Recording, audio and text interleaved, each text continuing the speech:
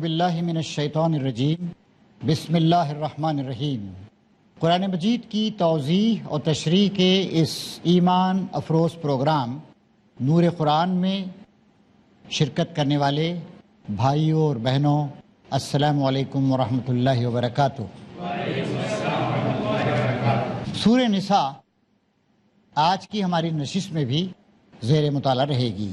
اس کی آیت 9 اور اس سے آگے ہم مطالعہ جاری رکھیں گے۔ آپ کو یہ بات یاد دلاتے چلیں، سورہ نساء 4 ہجری کے آس پاس نازل ہوئی تھی۔ مسلم سوسائٹی کو آرگنائز منظم کرنے، اس کو تہذیب و تمدن اور اخلاق کے اصولوں سے آراستہ کرنے اور اس کو دنیا بھر کی ایک آئیڈیل مثالی سوسائٹی بننے کے سلسلے میں اللہ تعالیٰ کی طرف سے مسلسل احکام نازل ہو رہے تھے، اور سیدنا محمد صلی اللہ علیہ وسلم ان احکام کو سمجھا رہے تھے اور امپلیمنٹ کر رہے تھے، ان کا اطلاق کر رہے تھے۔ ورثے کی تقسیم کسی شخص کے مرنے کے بعد اس کے جو وارثین ہوتے ہیں ان میں کیسے کی جائے، اس کے بارے میں احکام کا ذکر آج بھی جاری رہے گا۔ ایک بات پس منظر کے طور پہ بتائی جا رہی ہے، تمہیں انصاف کرنا چاہیے میراث کی تقسیم کے معاملے میں۔ فرمایا جا رہا ہے لوگوں کو اس بات کا خیال کر کے ڈرنا چاہیے کہ اگر وہ خود اپنے پیچھے بے بس اولاد چھوڑتے تو مرتے وقت انہیں اپنے بچوں کے حق میں کیسے کچھ اندیشے لاحق ہوتے۔ اللہ تبارک و تعالیٰ کا انداز بڑا ہی سمجھانے والا انداز۔ اللہ تعالیٰ حکم دے کر زبردستی نافذ نہیں کرتا ہے۔ یہاں بتایا جا رہا ہے دیکھو ہم جو نصیحت کر رہے ہیں کہ کسی شخص کے مرنے کے بعد اس کا ورثہ انصاف کے ساتھ تقسیم کیا جائے۔ لوگوں کو سوچنا چاہیے، جو بےمانیاں کرنے والے لوگ ہیں کہ مرنے کے بعد یتیموں کا حصہ دبا لیا، چھوٹے بھائی یا بہن کا حصہ دبا لیا، ماں باپ کا حصہ دبا لیا، انہیں سوچنا چاہیے اگر تم بوڑھے ہو چکے ہو، ایسا سوچو کہ تم بوڑھے ہو اور تم مر رہے ہو، اس وقت تمہیں اپنے بچوں کے بارے میں کیسے اندیشہ لاحق ہوں گے کہ میرے بعد میرے بچوں کا کیا ہوگا، میرا فلاں بچہ بڑا کمزور ہے، فلاں بچی کی ابھی شادی نہیں ہوئی ہے۔ یہ سوچ کر لوگوں کو اللہ تعالیٰ سے ڈرنا چاہیے۔ جو لوگ مر چکے ہیں ان کا ورثہ صحیح طریقے سے تقسیم کیا جائے۔ بس چاہیے کہ وہ خدا کا خوف کریں اور راستی انصاف کی بات کریں۔ جو لوگ ظلم کے ساتھ یتیموں کے مال کھاتے ہیں، در حقیقت وہ اپنے پیٹ میں آگ بھرتے ہیں اور ضرور جہنم کی بھڑکتی ہوئی آگ میں جھونکے جائیں گے۔ تو اللہ تبارک و تعالیٰ کا اور اللہ کے رسول کا طریقہ یہ ہے کہ باتوں کو سمجھاتے ہیں، صرف حکم نہیں دیتے ہیں۔ کیوں حکم دیا جا رہا ہے، اس کے پیچھے مصلحت کیا ہے، کس طریقے سے حکم تمہارے لیے انفرادی طور پر اور تمہارے سماج کے لیے اجتماعی طور پر کلیکٹیولی مفید ہے۔ پھر اس کے بعد بتایا گیا مرد کا حصہ 2 عورتوں کے برابر۔ میراث کے معاملے میں یہ اولین اصول ہے کہ مرد کا حصہ عورت سے دگنا ہے، چونکہ شریعت نے خاندانی زندگی میں مرد پر زیادہ معاشی بوجھ ڈالا ہے اور عورت کو بہت سی معاشی ذمہ داریوں سے آزاد کر دیا ہے، لہٰذا انصاف کا تقاضا یہ ہے کہ مرد کو عورت کے مقابلے میں دگنا دیا جائے۔ ایسے بھی آپ سوچئے، ایک بیٹا ہے، وہ اپنی بیوی اور اپنے بچوں کا ذمہ دار، اتنا ہی نہیں اپنے خاندان میں وہ اپنے بھائی بہنوں کا بھی ذمہ دار ہوتا ہے، جو چھوٹے بھائی بہن ہوتے ہیں، اگر باپ مر جائے ماں مر جائے تو بیٹی جائیداد کا حصہ ملا لے کے چلی جاتی ہے، ایک اور فرد کی زندگی میں داخل ہوتی ہے، اس کی بیوی بنتی ہے، اس کا خاندان وہاں پروان چڑھتا ہے۔ تو بالکل انصاف کی بات، اور یہ کہ مرد عورت کا حصہ برابر کر دیا جائے، یہ عقل مندی کی بات نہیں۔ پھر فرمایا جا رہا ہے میت کی وارث 2 سے زیادہ لڑکیاں ہوں تو کیا ملے گا، ایک ہی لڑکی وارث ہو تو کتنا ملے گا، اور میت صاحب اولاد ہو تو اس کے والدین میں سے ہر ایک کو کیا ملے گا، صاحب اولاد نہ ہو، والدین اس کے وارث ہوں تو ماں کو کتنا ملے گا اور باپ کو کتنا ملے گا، میت کے بھائی بہن بھی ہوں تو ماں کو کتنا ملے گا، اور 3-4 میں تفصیل میں نہیں جا رہا ہوں۔ اس کے بعد فرمایا جا رہا ہے یہ سب حصے اس وقت نکالے جائیں گے جب وصیت جو میت نے کی ہو پوری کر دی جائے اور جو قرض اس پر اسے ادا کر دیا جائے۔ سب سے پہلے مان لیجیے میت نے 1 لاکھ روپے چھوڑے اور 1 لاکھ روپے ویلیو ہے، چاہے روپیہ ہو، چاہے جائیداد ہو، چاہے گھر ہو، جو چیز بھی ہو یا بزنس ہو، حساب کے لیے اس کا کچھ قرضہ باقی رہا، پہلے قرضہ ادا کیا جائے گا۔ اور اس نے جو وصیت کی ہے، وصیت کے بارے میں یہ بات پہلے ہمارے سامنے آ چکی ہے کہ ایک شخص صرف 1/3 1/3 کی وصیت کر سکتا ہے۔ مثلاً ایک آدمی 1 لاکھ روپے چھوڑ رہا ہے تو وہ 33,000 کی وصیت کر سکتا ہے، زیادہ کی نہیں کر سکتا ہے۔ باقی حصہ اس کے وارثوں میں شریعت کے احکام کے مطابق تقسیم کیا جائے گا۔ پھر دیکھیے ایک بڑی پیاری بات اللہ تبارک و تعالیٰ اصحاب ایمان کے سامنے پیش کر رہا ہے۔ تم نہیں جانتے کہ تمہارے ماں باپ اور تمہاری اولاد میں سے کون بلحاظ نفع تم سے قریب تر ہے۔ یہ حصے اللہ نے مقرر کیے ہیں، اور اللہ یقیناً سب حقیقتوں سے واقف اور ساری مسئلوں کا جاننے والا ہے۔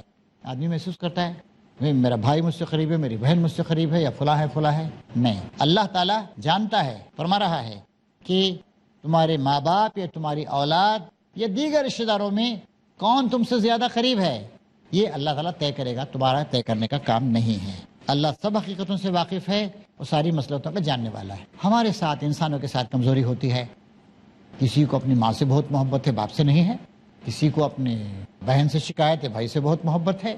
ہم کمی بیشی کر سکتے ہیں، ہم ناہمواری کے ساتھ فیصلہ کر سکتے ہیں، لیکن اللہ تعالیٰ نے عظیم تر مصلحتوں اور حقیقتوں کو جن سے وہ واقف ہے ان کی بنیاد پہ فیصلہ کیا ہے، لہٰذا کسی شخص کو کمی بیشی کرنے کا کوئی اختیار نہیں ہے۔ اسی لیے ورثے کی میراث کی تقسیم کا معاملہ بڑا ہی نازک ہے، اس میں آپ کمی بیشی قطر بیون گڑبڑ نہیں کر سکتے، بڑی زبردست پکڑ ہوگی۔ پھر اس کے بعد اب مزید تفصیلات آتی ہیں، اور تمہاری بیوی نے جو کچھ چھوڑا ہو اس کا آدھا حصہ تمہیں ملے گا اگر وہ بے اولاد ہوں، ورنہ اولاد ہونے کی صورت میں ترکے کا 1/4 حصہ تمہارا ہے، جبکہ وصیت جو انہوں نے کی ہو پوری کر دی، جگہ جگہ اس کو سٹریس کیا جاتا ہے، وصیت جو انہوں نے کی ہو پوری کر دی جائے، خرچ جو انہوں نے چھوڑا ہو ادا کر دیا جائے، اور پھر شوہر مر جائے اور صرف بیوی ہو تو کتنا ملے گا، بچے بھی ہوں تو کتنا ملے گا، وغیرہ وغیرہ، اور بھی اس کی تفصیلات ہیں، وہ تفصیلات میں جانا ذرا مشکل ہے، اور ہمارے مناسب طریقہ یہ ہے کہ کسی کا انتقال ہو، اس کا جو ورثہ میراث ہو، کیا کیا چیزیں، روپیہ پیسہ ہو سکتا ہے، بینک بیلنس ہو سکتا ہے، کیش ہو سکتا ہے۔ نمبر 2، اس کے پاس جائیداد ہو سکتی ہے، پراپرٹی، اس کے بعد اس کے بزنس میں انویسٹمنٹ ہو سکتا ہے، یا وغیرہ وغیرہ، کہیں شیئرس ہوں وغیرہ، جو بھی ہوں، جو بھی اس کے ایسیٹس ہوں، ان کے بارے میں سب سے پہلے یہ دیکھنا ہے کہ قرض ادا کر دیا جائے، اور پھر اس کے بعد جو قرضے کے ساتھ ساتھ اس نے وصیت کی ہو اس کو پورا کیا جائے، پھر اس کے بعد شریعت کے مطابق یہ کیا جائے، اور اس پہ کسی قسم کی آدمی گڑبڑ کرے گا تو اچھا، کبھی ایسا بھی ہوتا ہے، اس کا بھی ذکر آتا ہے، اس نے وصیت کرنے میں کچھ غلطی کر دی تو اس کو درست کر لیا جائے۔ صحیح طریقہ یہ ہے کہ پورے کا پورا یہ علم میراث ہے، کسی اچھے عالم کے پاس آپ جائیں، وہ آپ کو بتا دے گا بھئی اتنا پورا اس کا ایسٹ ہے، اور یہ اس کے رشتہ دار ہیں، تو کس کس کو کتنا کتنا ملنا ہے، کس کو ملے گا کس کو نہیں ملے گا۔ مثلاً بھائی بہن بھی میراث کے حقدار ہوتے ہیں، لیکن فلاں فلاں رشتہ دار نہیں ہونے پر وہ ساری تفصیلات وہ آپ کو بتا دیں گے، اور ہمارے اندر دل کی پوری آمادگی ہونی چاہیے کہ اللہ اور اللہ کے رسول نے جو حصے مقرر کر کے بتا دیا اس سے ذرا بھی ہم ہٹے نہیں، اور جو ہٹے گا دولت کی محبت میں آ کر کسی پہ ظلم کرنے کے لیے، کسی کو نوازنے کے لیے، اس کا معاملہ اللہ تعالیٰ کے سپرد ہے، وہ سخت سزا کا مستحق ہوگا۔ اس کے بعد یہ بات بتائی گئی کہ لوگوں سے غلطیاں ہوتی رہتی ہیں، ایک نیا سماج پروان چڑھ رہا تھا اور لوگ غلطیوں پر شرمندہ بھی ہوتے تھے، تو توبہ کیا ہے، توبہ کی اصلیت کیا، فرمایا جا رہا ہے، ہاں جان لو کہ اللہ پر توبہ کی قبولیت کا حق انہی لوگوں کے لیے ہے جو نادانی کی وجہ سے کوئی برا فعل کر گزرتے ہیں اور اس کے بعد جلد ہی توبہ کر لیتے ہیں۔ توبہ لاسٹ ریسارٹ نہیں ہے۔ جی فرض کیجئے کہ ایک کسی وجہ سے بجلی کا جھٹکا لگ گیا مجھے، اب میں احتیاط کروں گا، پلگ لگاتے وقت، سوئچ جلاتے وقت، یا میرے پاس جو ایکوپمنٹس ہیں وہ ذرا ٹھیک ٹھاک ہوں، شاک پروف ہوں، جی فوراً احتیاط کروں گا میں۔ اسی طریقے سے مجھ سے کوئی غلطی ہو گئی تو غلطی کے بعد فوراً ہم کریکٹیو سٹیپس، تصحیحی اقدامات اٹھائیں۔ فرمایا جا رہا ہے توبہ کی قبولیت کا حق اللہ تعالیٰ پر انہی کے لیے ہے جو نادانی کی وجہ سے کوئی برا فعل کر گزرے اور اس کے بعد جلدی توبہ کر لیں۔ ایسے لوگوں پر اللہ اپنی نظر عنایت سے پھر متوجہ ہو جاتا ہے، اور اللہ ساری باتوں کی خبر رکھنے والا اور حکیم و دانا ہے۔ مگر توبہ ان لوگوں کے لیے نہیں ہے جو برے کام کیے چلے جاتے ہیں، یہاں تک کہ جب ان میں سے کسی کی موت کا وقت آ جاتا ہے تو اس وقت تو کہتا ہے میں نے توبہ کی۔ اور اسی طرح توبہ ان کے لیے بھی نہیں ہے جو مرتے دم تک کافر رہے، ایسے لوگوں کے لیے تو ہم نے دردناک سزا تیار کر رکھی ہے۔ مثال دیتے ہوئے بتایا جاتا ہے کہ ایک حدیث سے معلوم ہوتا ہے کہ نبی کریم صلی اللہ علیہ وسلم نے فرمایا ایک شخص گناہ کرتے کرتے گویا موت کا لمحہ آ گیا، اس کا جان جا رہی ہے، تب کہے کہ اب میں ایمان لایا، اب میں نے توبہ کی، تو اس کی توبہ قبول نہیں ہوگی۔ دیکھیے توبہ کو فطری انداز سے یوں سمجھیے، ہمارے تمام نوجوان آج کل تعلیم یافتہ ہیں، آپ کو ایک کلاس کا امتحان پاس کرنے کے لیے 1 سال دیا جاتا ہے۔ فرض کیجئے کہ آپ نے 6 مہینے ضائع کر دیے، اب آپ کیا کریں گے؟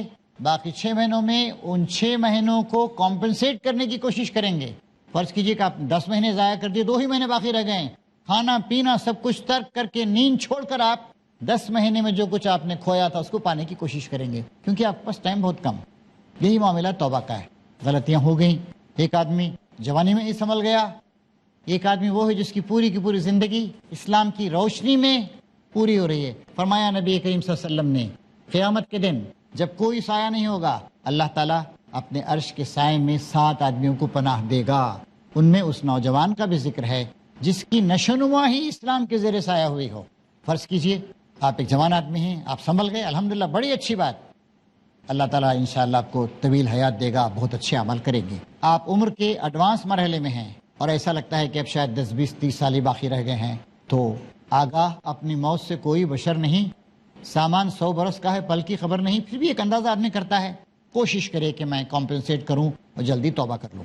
اور فرمایا یہاں پر کہ توبہ ان لوگوں کے لیے نہیں ہے جو برے کام کرتے چلے گئے یہاں تک کہ جب ان میں سے کسی کی موت کا وقت آ جاتا ہے تو اس وقت وہ کہتا ہے کہ اب میں نے توبہ کی. توبہ کے معنی کیا ہے؟ لوٹنا. اللہ کا ایک نام ہے تواب, اس کا ہم ترجمہ کریں گے توبہ قبول کرنے والا. توبہ کا کانسیپٹ کیا ہے؟ بندہ اللہ سے بغاوت کر کے چلا گیا تھا, توبہ لوٹ آیا, اور اللہ تعالیٰ تواب ہے. کیا مطلب ہے؟ اللہ تعالیٰ اپنی رحمت کو اس نے روک لیا تھا.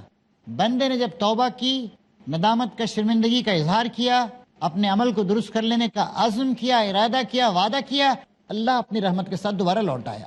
اور اسی طرح توبہ ان لوگوں کے لیے بھی نہیں ہے جو مرتے دم تک کافر رہیں. ایسے لوگوں کے لیے تو ہم نے دردناک سزا تیار کر رکھی ہے. توبہ کی امید پہ گناہ کرنا یہ نادانی ہے, یا ایسا ہی ہے کہ بھئی ذرا آگ میں ہاتھ ڈال دیں گے پھر مرہم تو ملتا ہی ہے, ایسی بات. حاضرین و ناظرین, بریک کا وقت قریب آ گیا ہے, ہمیں ایک بریک لینے کی اجازت عنایت فرمائیں.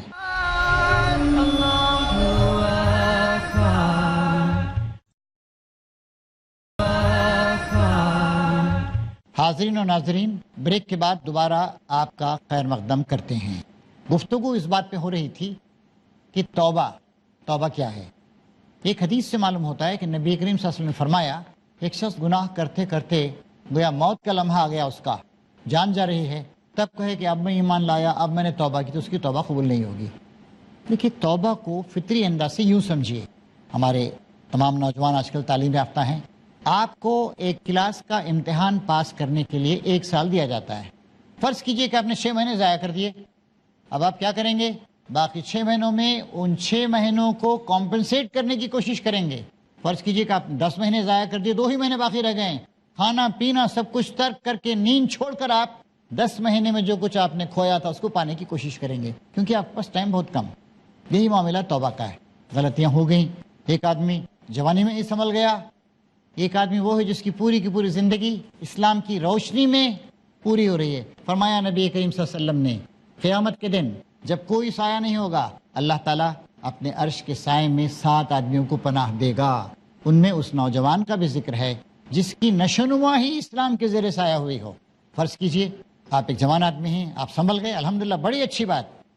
اللہ تعالیٰ انشاءاللہ آپ کو طویل حیات دے گا, بہت اچھے عمل کریں گے. آپ عمر کے ایڈوانس مرحلے میں ہیں اور ایسا لگتا ہے کہ اب شاید 10 20 30 سال ہی باقی رہ گئے ہیں, تو آگاہ اپنی موت سے کوئی بشر نہیں.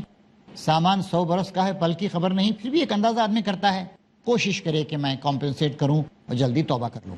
اور فرمایا یہاں پر کہ توبہ ان لوگوں کے لیے نہیں ہے جو برے کام کرتے چلے گئے یہاں تک کہ جب ان میں سے کسی کی موت کا وقت آ جاتا ہے تو اس وقت وہ کہتا ہے کہ اب میں نے توبہ کی. توبہ کے معنی کیا ہے؟ لوٹنا. اللہ کا ایک نام ہے تواب, اس کا ہم ترجمہ کریں گے توبہ قبول کرنے والا. توبہ کا کانسیپٹ کیا ہے؟ بندہ اللہ سے بغاوت کر کے چلا گیا تھا, توبہ لوٹ آیا, اور اللہ تعالیٰ تواب ہے. کیا مطلب ہے؟ اللہ تعالیٰ اپنی رحمت کو اس نے روک لیا تھا. بندے نے جب توبہ کی, ندامت کا, شرمندگی کا اظہار کیا, اپنے عمل کو درست کر لینے کا عزم کیا, ارادہ کیا, وعدہ کیا, اللہ اپنی رحمت کے ساتھ دوبارہ لوٹ آیا. اور اسی طرح توبہ ان لوگوں کے لیے بھی نہیں ہے جو مرتے دم تک کافر رہیں. ایسے لوگوں کے لیے تو ہم نے دردناک سزا تیار کر رکھی ہے. اب اس کے بعد پھر مزید احکام آ رہے ہیں مرد و عورت کے تعلقات کے سلسلے میں. اے لوگوں جو ایمان لائے ہو, تمہارے لیے حلال نہیں ہے کہ زبردستی عورتوں کے وارث بن بیٹھو. اس زمانے میں ہوتا تھا کہ ایک شخص کا انتقال ہو گیا، انتقال ہونے کے بعد اس کی بیوی آزاد ہے، جہاں چاہے شادی کرے گی، لیکن اس کے پرانے رشتہ دار یا اس سسرال وغیرہ کے لوگ ایک دم نہیں تم یہ کرو وہ مت کرو ایسا مت کرو شادی مت کرو، اس بات کا کسی کو اختیار نہیں۔ اے لوگوں جو ایمان لائے ہو، تمہارے لیے حلال نہیں ہے کہ زبردستی عورتوں کے وارث بن بیٹھو، اور نہ یہ حلال ہے کہ انہیں تنگ کر کے اس مہر کا کچھ حصہ اڑا لینے کی کوشش کرو جو تم انہیں دے چکے ہو۔ مہر عورت معاف کر دے ہو سکتا ہے، تھوڑا معاف کر دے ہو سکتا ہے، پورا دے دے ہو سکتا ہے، لیکن کوئی زور زبردستی کا پریشر ٹیکٹکس استعمال کر کے اس کو تم لینے کی کوشش نہیں کر سکتے۔ ہاں اگر وہ کسی سری بدچلنی، کسی بے حیائی بدکاری کی اگر وہ مرتکب ہوں تو ضرور تمہیں تنگ کرنے کا حق ہے۔ ان کے ساتھ بھلے طریقے سے زندگی بسر کرو۔ بڑی اہم آیات۔ شوہر و بیوی کے تعلقات کیوں خراب ہوتے ہیں؟ تنگ دلی کی وجہ سے، تنگ نظری کی وجہ سے، غلط اعمال کی وجہ سے، فراغ دلی کے فقدان کی وجہ سے۔ وعاشروہن بالمعروف، ان کے ساتھ بھلے طریقے سے زندگی بسر کرو۔ ہمارا خیال جاتا ہے نبی کریم صلی اللہ علیہ وسلم کی اس حدیث کی طرف، آپ نے ارشاد فرمایا خیرکم خیرکم لأہلی وانا خیرکم لأہلی، تمہیں اچھے وہ لوگ ہیں، بہتر لوگ وہ ہیں جو اپنے اہل ویال کے ساتھ، اہل ویال میں سب سے پہلے بیوی آتی ہے، اپنی بیوی کے لیے اچھے ہیں، اور مجھے دیکھو کہ میں اپنے اہل ویال کے لیے کتنا اچھا ہوں، کتنا اچھا اخلاق و کردار ہے، کتنا پاکیزہ سلوک ہے، کتنی محبت سے پیش آتا ہوں، کتنا درگزر میں کرتا ہوں۔ پھر دیکھیے فرما رہا ہے اللہ تعالیٰ، اگر وہ تمہیں ناپسند ہوں، تمہاری بیویاں، کسی کو اس کی بیوی ناپسند ہے تو ہو سکتا ہے ایک چیز تمہیں پسند نہ ہو مگر اللہ نے اسی میں کچھ بھلائی رکھی ہو سکتا ہے ایک عورت خوبصورت نہیں ہو لیکن اخلاق والی ہوگی، ہو سکتا ہے ایک عورت کے اخلاق میں کچھ کمزوری ہو لیکن خوبصورت ہوگی، سگڑ ہوگی، سلیقہ مند ہوگی۔ تو مردوں کی بہت بڑی ذمہ داری ہے اس معاملے میں، اور گڑبڑیں زیادہ مرد ہی کرتے ہیں، عورتیں کم گڑبڑیں کرتی ہیں، عورتیں سماجی معاملات میں کم دخیل ہوتے ہیں، مرد غلط طریقے اختیار کرتا ہے، طلاق دے دیتا ہے، گڑبڑ کرتا ہے وغیرہ وغیرہ۔ تو اللہ تعالیٰ سمجھا رہا ہے وعاشروہن بالمعروف، اور اپنی بیویوں کے ساتھ، عورتوں کے ساتھ شریفانہ طریقے سے برتاؤ کرو۔ اگر وہ تمہیں ناپسند ہو تو ہو سکتا ہے ایک چیز تمہیں ناپسند ہو اور اللہ نے اس میں بہت کچھ تمہارے لیے بھلائی رکھ دی ہو۔ بہت ساری باتیں میں ناپسند ہوتی ہیں، سماج میں ہر چیز میری مرضی کے بغیر نہیں ہوتی ہے، فلاں جگہ مجبوراً میں ملازمت کرتا ہوں، فلاں بزنس زیادہ پسند نہیں ہے لیکن میں کرتا ہوں، بہت ساری مجبوریاں ہوتی ہیں۔ تو ایک عورت تمہاری بیوی بن گئی، ہو سکتا ہے تمہیں اس کی کچھ باتیں ناپسند ہوں لیکن پسندیدہ چیزیں بھی ہیں، ان کو دیکھو۔ اور اگر تم ایک بیوی کی جگہ دوسری بیوی لے آنے کا ارادہ کر ہی لو کسی وجہ سے، تو خواہ تم نے اسے ڈھیر سا مال ہی کیوں نہ دے دیا ہو، اس میں سے کچھ واپس نہ لینا۔ یہاں لفظ ہے قنطار، ڈھیر سا مال ہے، خزانہ۔ اللہ تعالیٰ نے صاف صاف بیان کر دیا ہے کہ اگر تم ایک بیوی کی جگہ دوسری بیوی لے آنے کا ارادہ کر ہی لو تو خواہ تم نے اسے ڈھیر سا مال دے دیا ہو، اس میں سے کچھ واپس نہ لینا۔ اللہ تعالیٰ پوچھتا ہے، کہتا ہے کیا تم اسے بہتان لگا کر اور سری ظلم کر کے واپس لوگے؟ اور آخر تم اسے کس طرح لے لوگے جبکہ تم ایک دوسرے سے لطف اندوز ہو چکے ہو اور تم سے پختہ عہد لے چکی ہیں۔ یہاں پر الفاظ آتے ہیں میثاقاً غلیظا، مضبوط عہد، توڑا نہیں جا سکتا۔ ایک بیوی جب اپنے آپ کو اپنے شوہر کے سپرد کرتی ہے، اور ایک شوہر جب اپنی بیوی کی سرپرستی اختیار کرتا ہے، اور پھر وہ ایک دوسرے کے حسن سے ایک دوسرے کے لطف اندوز ہوتے ہیں، تو ایک پختہ اور مضبوط عہد ہے۔ اللہ تعالیٰ پوچھتا ہے کہ کیسے تم اس کو واپس لینے کا حق رکھتے ہو؟ تم نے جو کچھ دے دیا ہے، مال دولت مہر وغیرہ، کچھ واپس نہیں لے سکتے۔ اور اس زمانے میں ایک اور بے حیائی کا کام ہوتا تھا، باپ کے مرنے کے بعد سوتیلی ماں سے مشرکین میں سے کچھ لوگ نکاح کر لیا کرتے تھے۔ اللہ تعالیٰ فرما رہا ہے اور جن عورتوں سے تمہارے باپ نکاح کر چکے ہیں ان سے ہرگز نکاح نہ کرو، پہلے جو ہو چکا سو ہو چکا، تو بعد یہ بات منع کر دی گئی۔ یہ بھی ایک بے حیائی کی بات تھی۔ بھائی جس عورت کے ساتھ کسی کا باپ سوتیلی ماں سے ہی، اصلی ماں نہیں، اس کے ساتھ سویا ہو، اس کے ساتھ جنسی بیٹا اس کے ساتھ تعلق رکھے، کتنی شرم کی بات۔ در حقیقت ایک بے حیائی کا فعل ہے، ناپسندیدہ ہے، برا چلن ہے۔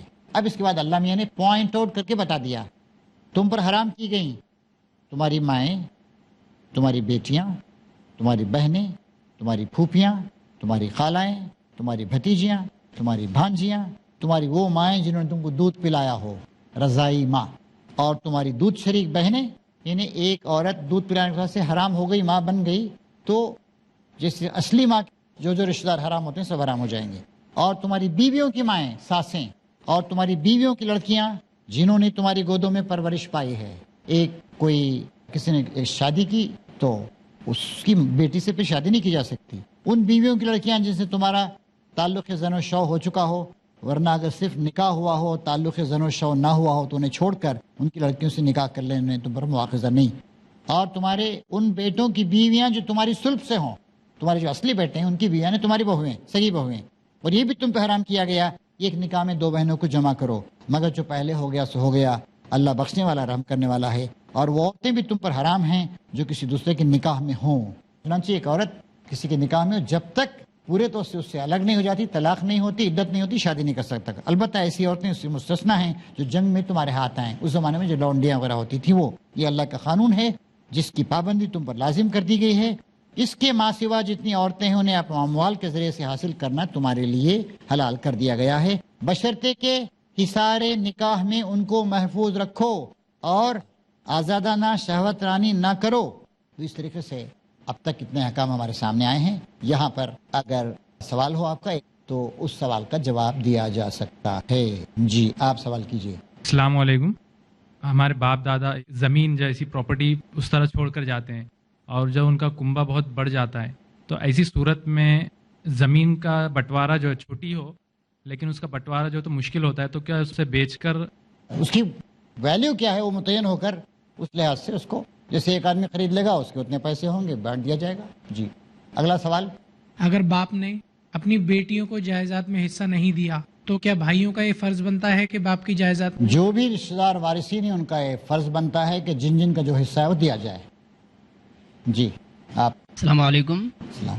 آدمی کو وراثت پانے سے کون کون سی چیزیں مانع ہو سکتی ہیں؟ مطلب آدمی کو کس وقت میں وراثت نہیں ملے گا، کون کون سے وقت میں وراثت نہیں ملے گا؟ آدمی اگر کافر ہو جائے، اسلام کو چھوڑ دے تو اسے وراثت نہیں ملے گی.